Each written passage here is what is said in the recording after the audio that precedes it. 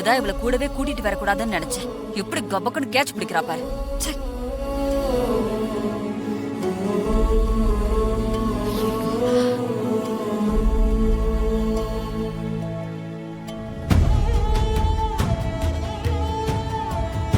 இசை, அந்த விளக்க இவ கையில கொடு.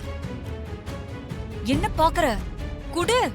மா, ஒண்ணு கையில இருந்து விளக்கு இன்னொரு கைக்கு மாறிடுச்சுன்னா திருப்பியும் மாத்தக்கூடாதுன்னு சொல்லுவாங்க. அதனால அந்த பொண்ணே கொண்டு வந்து மணமேடையில வைக்கட்டும். அதுதான் ஐதீகம்.